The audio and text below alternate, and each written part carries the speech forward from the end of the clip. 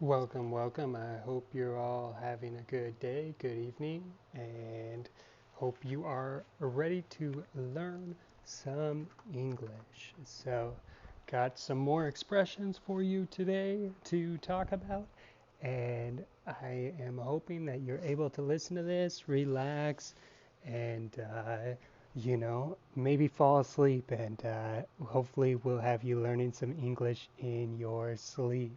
Uh, I don't know if that's, you know, scientifically proven to really work, but it couldn't hurt, right? To have this recording going while you're sleeping. I used to do that a lot with Spanish, and you know, I don't know if it worked, but I speak Spanish now, so there we go. All right, so just looking at a few expressions here today uh, and give you some examples and talk about them. These are all ones that I've heard recently, and I thought they would be good to share. So the way I get these expressions are usually from real life. I'm not online looking for lists of expressions. I'm usually looking for ones that I hear people actually use in conversation. The lists online are great, but you never know if those expressions are really that common or if they're ones people use very often. So I like to try and pull most of my expressions from conversations I hear people saying and hear people having, and then share them with you. So that is my goal, and just want to give everybody a note on learning and things you can do to kind of improve your English. One of them that I really find helpful is the Chrome add-on in Google Chrome, the one that is Learn English with Netflix. I think they also have one Learn English with YouTube. Anyway, it gives you a variety of options in terms of the transcripts and subtitles for the videos and the movies. And I find it just to be a really good way to improve your vocabulary. And again, that kind of accomplishes the goal that I was just talking about, which is trying to learn through practical conversations, right? Trying to learn the language, how it's used today, to hear what people are saying and the phrases people are using. It's very, very important to learn that way because it keeps it interesting and it keeps it practical. There's nothing worse than spending a year making flashcards in a language class for vocabulary, and then you have no practical use of that vocabulary, and you have just kind of not wasted your time because I'm sure you learned something, but it doesn't get put in an active sort of practical use, and it's easy to forget and easy to get discouraged too, because you're like, gosh, I just spent a whole year studying all this vocabulary and I don't feel like I can communicate very well. And that's not where we want you to be. We want you to be communicating. And another goal with this podcast is just for you to have a source of a native speaker speaking in English. I feel like that's always helped me with listening to podcasts in Spanish because I know that um, I know kind of the topic they're talking about, and you know I feel good understanding parts of it, and then there's parts where I kind of tune out, and then there's parts where I come back and oh yeah, look, I could understand that, and it just makes me feel better about communicating, makes me feel like the language is being tied together. So that's kind of my goal here too, is that you're hearing these podcasts and you're able to put your vocabulary together and hear how I'm talking, hear the phrases that I'm using, and just be able to kind of put that all together and make it work for you. So repetition is good, shadowing is good. Shadowing, of course, is the technique of repeating uh, what someone's saying and trying to copy the intonation. So that's always a good way. That's, sometimes when I'm listening to podcasts, I end up tuning some of them out and I'm not listening to what they're saying. And then, I kind of, to regain my focus, kind of repeat with them what they're saying. And that just helps me focus and helps me process the information, especially when it's in a language that's not my native language. So I encourage you all to do that, and until you fall asleep. Anyway, so let's go ahead and get started with an expression that I heard recently, and it was to keep someone at bay, right? So this is kind of an interesting one that we use. I believe the context was somebody was talking about keeping a customer at bay, right? They said that they did something to make the customer happy, and then they said that should keep them at bay for a while. So keeping someone at bay, of course, the bay is a body of water, the body of water from off the ocean that is kind of the smooth area, kind of enclosed by land. Uh, that's the bay, right? So San Francisco has the San Francisco Bay. There's what other bays are there in the world? There's a lot of bays. There's the Bahia de Banderas, I think, and over near Puerto Vallarta. And so that is another example of a bay, right? So that is what a bay is, right? So this kind of, I believe, comes from the military. I haven't really looked at the official origin of it, but it just makes sense to me that it would come from the military. And when a army is storming a country, I think of like the old battles where they would come in on ships and they would arrive at the bay and have a battle there. And so obviously you want to keep your adversary at bay, the person who you are fighting the war against. And that is what that means, basically. To keep someone at bay is to kind of keep them under control, or keep them kind of calm, have some sort of control over them. We'll say keep that person at bay. This should keep them at bay. So in the context with my coworker and talking about a customer, trying to keep the customer at bay, it just is trying to keep them from being on the aggressive, being on the attack, right? You're keeping them at bay. It's kind of like this phrase we use where we say this ought to hold someone over. So when we say something will hold someone over, it just means it'll keep them occupied for a while, or it'll keep them content for a while. We also use it with food when we talk about something holding us over, right? Maybe you're going to have a big dinner and you're hungry, but you don't want to eat, a full meal before dinner.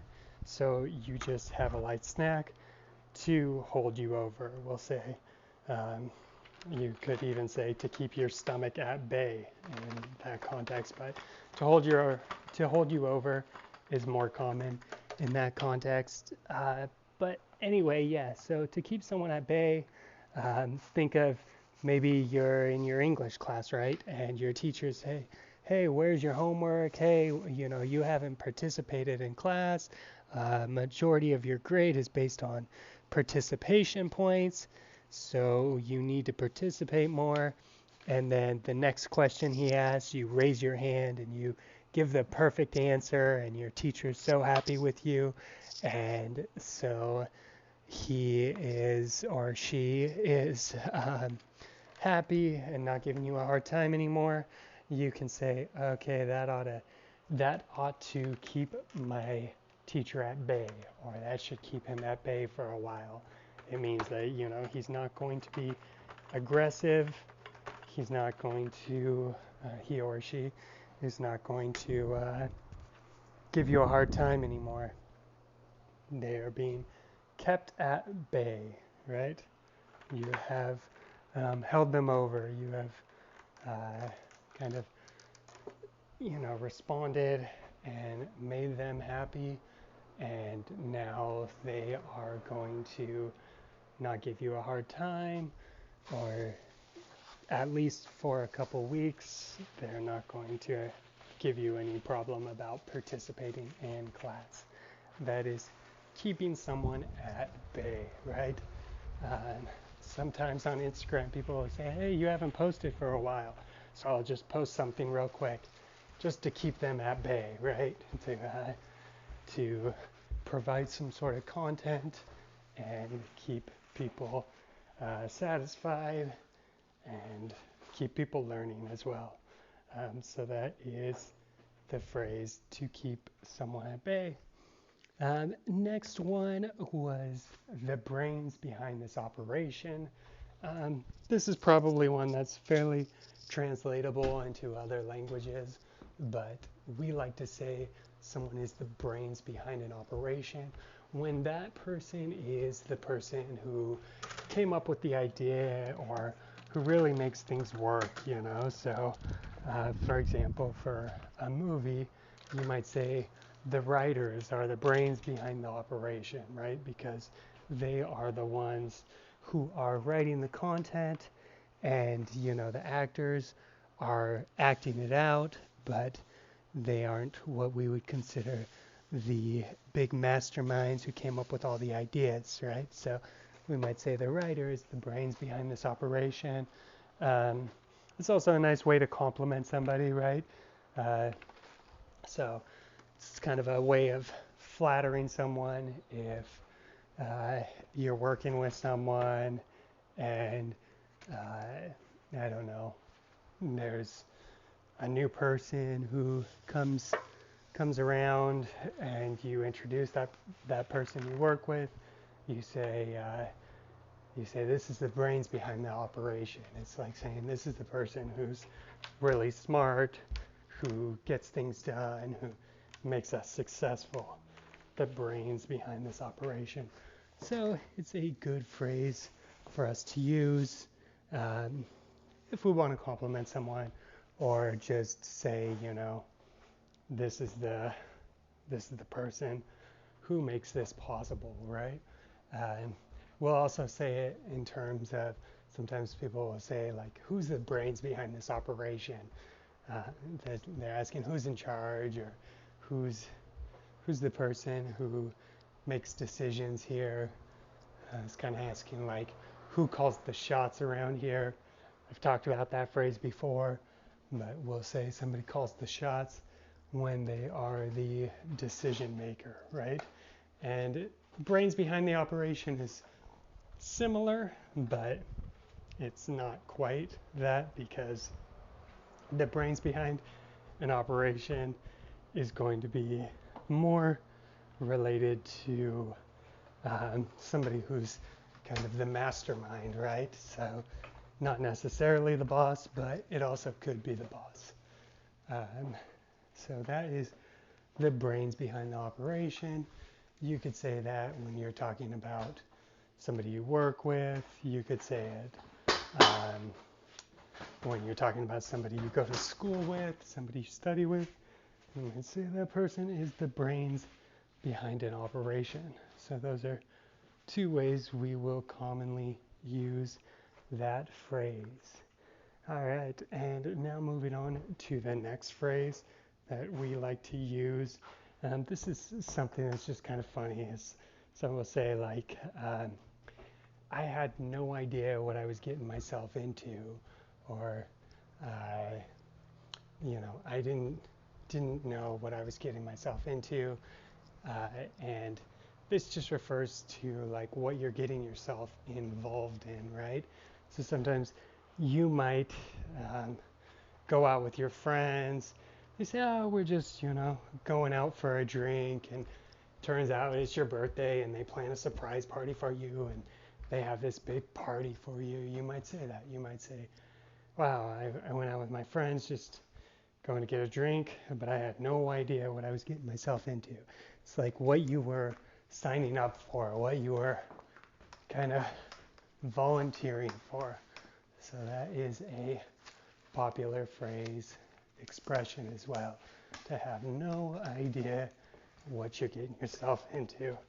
That happens with me a lot, where I'll, somebody will ask for some help. I'll say, yeah, of course, and then it turns out maybe I don't know how to do what they were asking for help with, and I'll say, oh gosh, I have no idea what I was getting myself into. So that's a fun phrase that we like to use. It's probably fairly self-explanatory, but I think just the use of the word get there kind of throws some people off. I've had students ask questions about that before, like, what do you mean not to have any idea what you're getting yourself into? So, and that's what we mean by that. And then moving on to the next phrase. The next phrase is to steal someone's thunder. So to steal someone's thunder. This is one I really like because I don't think it really would make sense if you translated it literally. You really have to have a context with it, and it's just kind of a funny thing to say. But basically, when you steal someone's thunder, you kind of take away their excitement. You kind of make them not as excited as they were, or you take credit, right? And so, if, for example, someone does something and they're real proud of it, and then you go and do something really great too, then you could steal that person's thunder because you're doing something that takes away the attention that they were going to get or they were hoping to get. So that's what we talk about when we talk about stealing someone's thunder. And I really like that one. That's just a fun one to use. And you probably want some examples, right? Because I think that one there is one that is hard to really feel like you have a practical use for it unless you have some examples. So, for example, let's say that you did a good job on your English test, right? And you go and you tell your friends, oh, I did really good. I scored a 95% on the test, right? Which is good. And then a friend comes over and they say, oh man, that English test was really easy. I got 100% and I even got extra credit because I answered a couple other questions correct. You might say, oh, thanks for stealing my thunder. It's like, thank you for taking the moment that I was feeling very good and kind of taking it away from me, taking away my moment of excitement or my moment of feeling proud of myself. We call that stealing your thunder. So I guess thunder in that sense is kind of a sort of representation, a metaphor of glory or feeling proud or feeling good about something. And that's probably how we could kind of explain what thunder means in that context, right? So thunder, of course, is, from a storm you have thunder and lightning. Thunder is the, and then in a storm, that thunder sound. So then you have lightning as well, which is the flash of light. So that is what we mean when we say to have your thunder stolen. But it wouldn't really be phrased like that. It's usually like stealing your thunder. Someone's stealing your thunder. So you wouldn't really, I mean, you could say, I guess, oh, I have my thunder stolen. If somebody's like, oh, what's wrong? I have my thunder stolen. I thought I did a really good job on a test that seemed really hard, but turns out that one of my fellow students did better than me, and they were bragging about it, and I was upset and felt like they stole my thunder. So yeah, thunder in that sense is simply the feeling of glory that you had, the feeling of accomplishment and achievement. It's the thunder. That's what the thunder represents. So we've got that one. You could also say, maybe if you play sports and you make a really good play in the sport, maybe you score a point, and everything's great, you're excited, and then somebody on the other team comes right back and scores a point as well. We might say, oh, that person kind of stole your thunder, didn't they? So that is what we mean by having your thunder stolen. All right, and another one that we have here is the phrase, I'm not going to fold. So we're moving on from having your thunder stolen to saying, I'm not going to fold.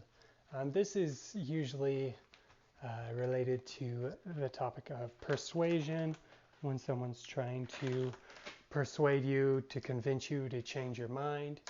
This is a phrase you might use. You might say, I'm not going to fold on this one. Your teacher, for example, might tell you, I'm not going to fold, in terms of if you're asking maybe for them to make an exception for you, or, kind of bend the rules a little bit. They say, no, I'm not going to do that.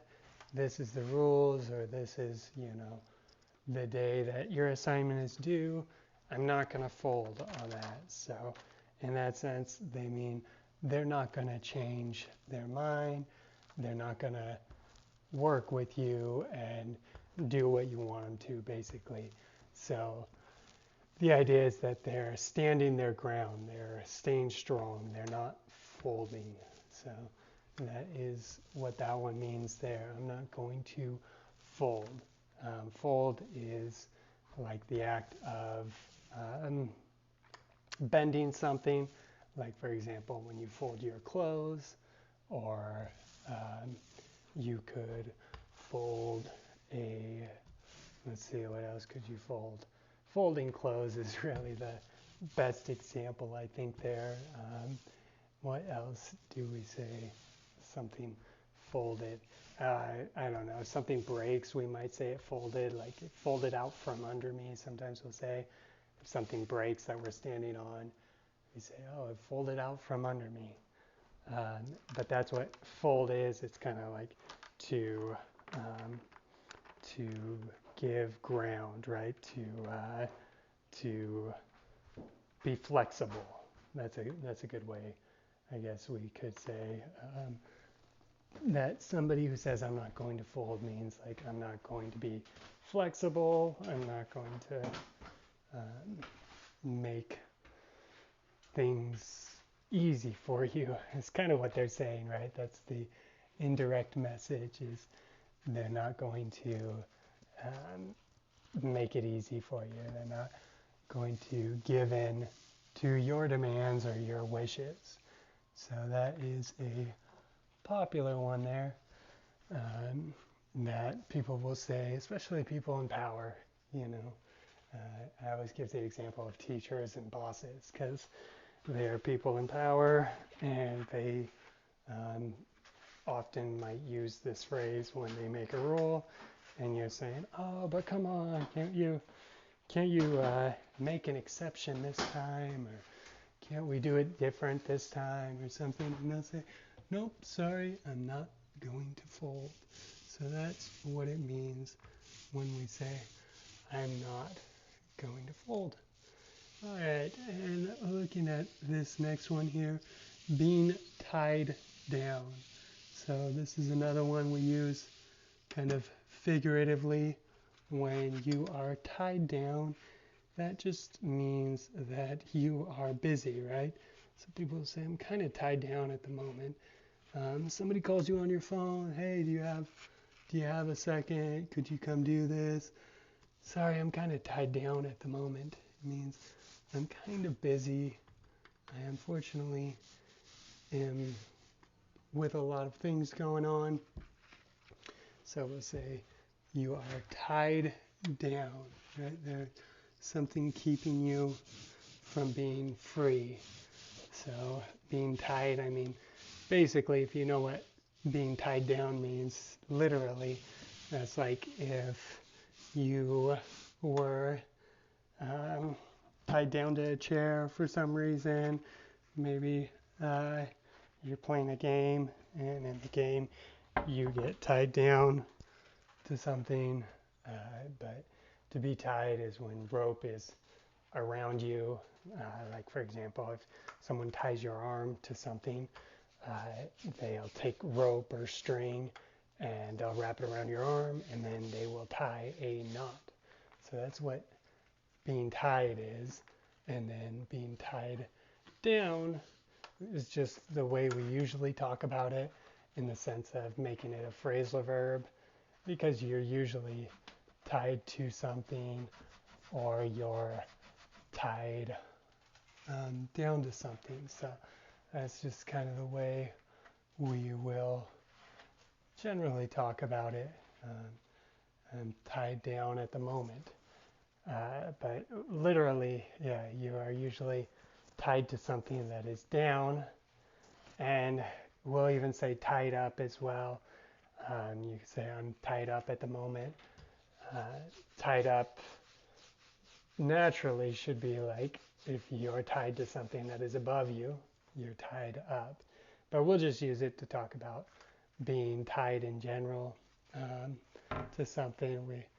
We love those phrasal verbs. So that is one that is super common with us, being tied up, being tied down, and we also like to say that in a figurative sense when we are busy with things. Say, "I'm tied up, I'm tied down." All right, and moving on to the next one. So this is just a very common phrase people use. And this one here is "at the end of the day." At the end of the day. And it's just a nice way to kind of summarize things, to kind of wrap up what's the most important about something. We'll say, well, at the end of the day, um, it's all that matters is that you learn something, right? So if you listen to this podcast and you tuned me out, you weren't listening for a while, you were distracted, that's totally fine. At the end of the day, what matters is that you learned just one new phrase, and that you were listening to something in English and you were practicing your English. At the end of the day, that's what's most important for me and what's most important for you at the end of the day. So that's just a common phrase. It's kind of like saying, well, in the end, this is what the most important thing is. It's just we like to say it, and it's just a very common way to talk about stuff that we like to summarize that we think is important at the end of the day, right? So on that one, I have one more for you, and that is a popular phrase that we like to use with day in it as well, that I just kind of thought of on the fly here, and that is to call it a day. So when we call it a day, we are actually considering ending something, right? So at the end of your English class, your teacher might say, all right, I think we're going to go ahead and call it a day. It's almost time to go home. So let's call it a day. Calling it a day is a simple way of saying let's end things. Let's basically stop doing this for today. Calling it a day. So you can use that at the end of a class, at the end of a game if you're playing your friends, a game of soccer, a game of basketball. Maybe you're ready to be done. You might say, hey, let's go ahead and call it a day. Let's call it a day and come back another time and do this. Let's just call it a day for now. And that is a popular way of saying let's just take a break or stop for the day. And yeah, you will hear that pretty often to talk about putting an end to an activity. Sometimes people will just say, let's call it. Like, oh, you want to just call it for now? And people will also, like, that one means to kind of just stop doing it, right? So let's just call it. Let's call it. Let's call it. Do it some other time. Call it a day. Like if we're playing and I say, oh, I don't think I'm going to have enough time to play another game, so let's just call it for now.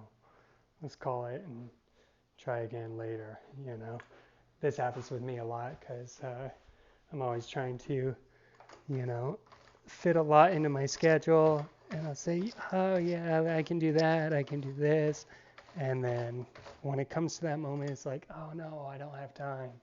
And sometimes people will say that to me, like, well, let's just call it. Let's go ahead and call it then. When I'm working, sometimes it's like, okay, I'm going to finish this and finish that. And then I'll say, oh, I have a lot more stuff to do at the end of the day. And people will say, oh, let's just call it. Let's just call it there. My bosses will say something like that. So that's what to call it means. And since I'm talking about call, another good phrasal verb we have a lot of phrasal verbs with call, but one of them is to call something off. And that could mean a few things, but generally it means to cancel or to suspend something. Like when I was a kid and I used to play baseball, sometimes they would call the game off because it was raining, right? So they would call it off. And then another common example I can think of, I don't know how common it is, but an example that at least, you hear sometimes is to call off a wedding. To call off a wedding. And that one there means basically to suspend or cancel a wedding. So, for example, if two people are getting married and then, I don't know, somebody gets nervous, right? They think there's a term for that where someone's nervous about getting married. They get cold feet, we can say. They decide maybe they don't want to do it. Then the wedding might get called off, right? So they use that phrasal verb to call off the wedding.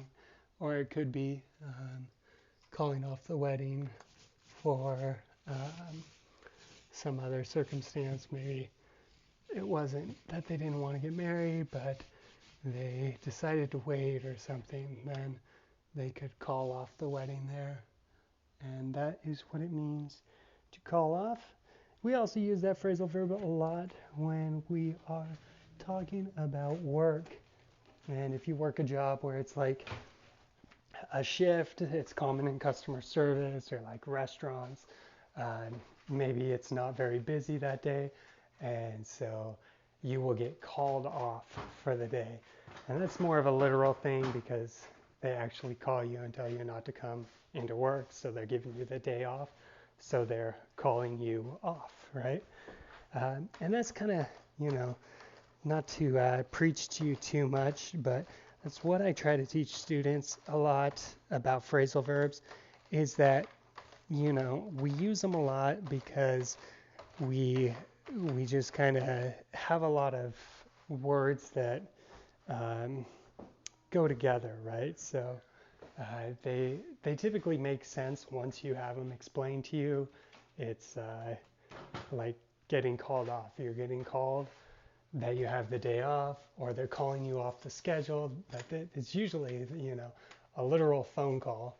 Now, not so much. Maybe, you know, they just send you a text or something, but they'll say you're off for the night, and we call that getting called off.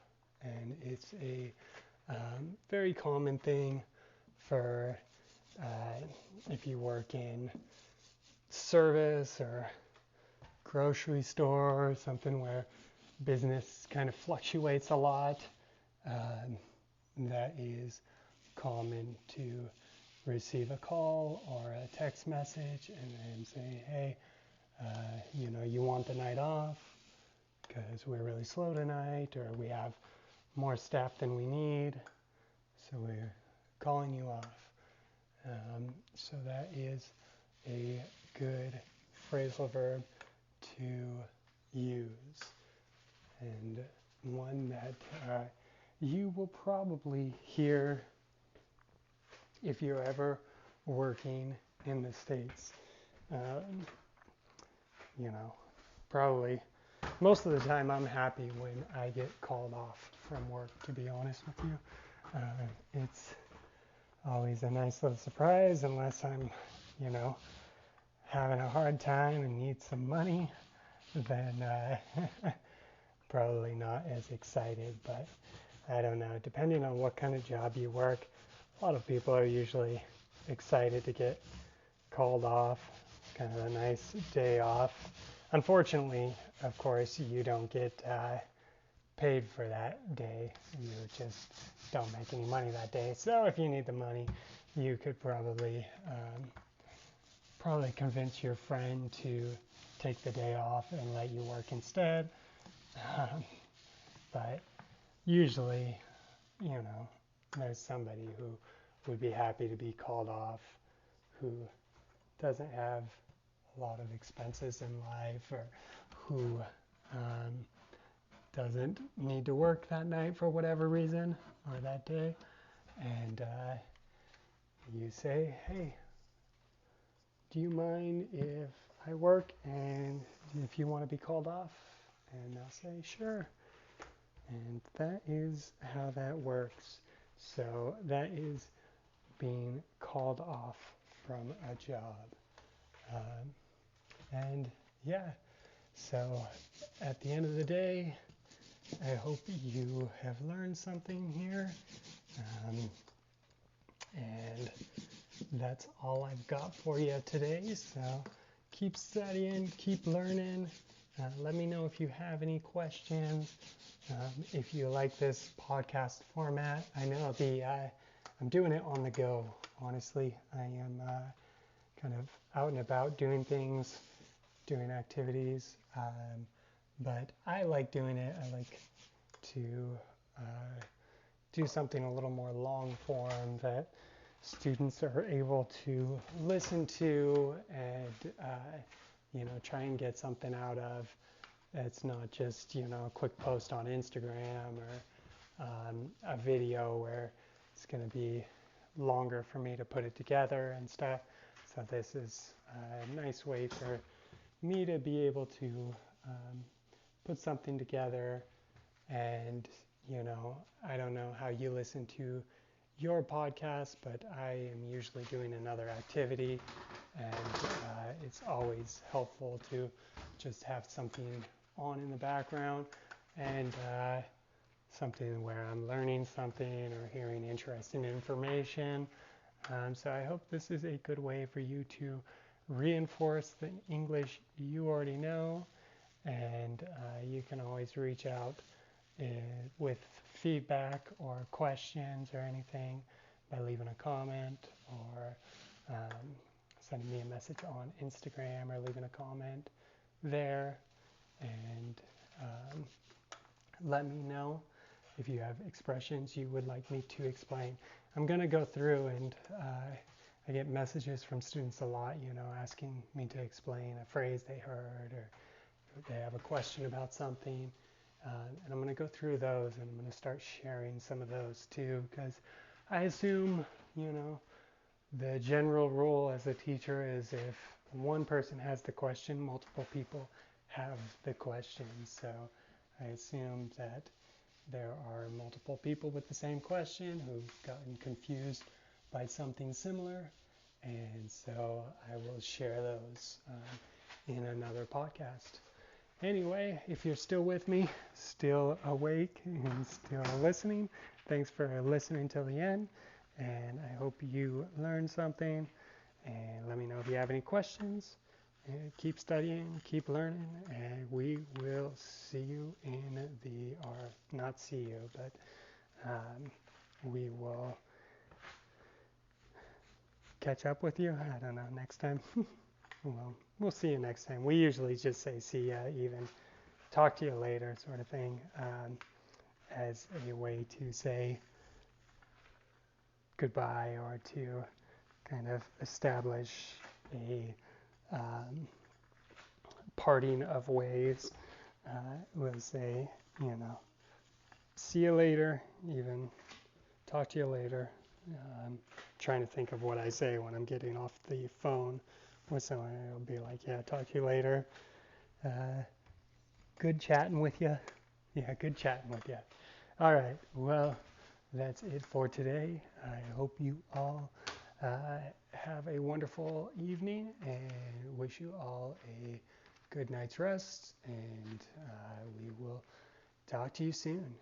All right.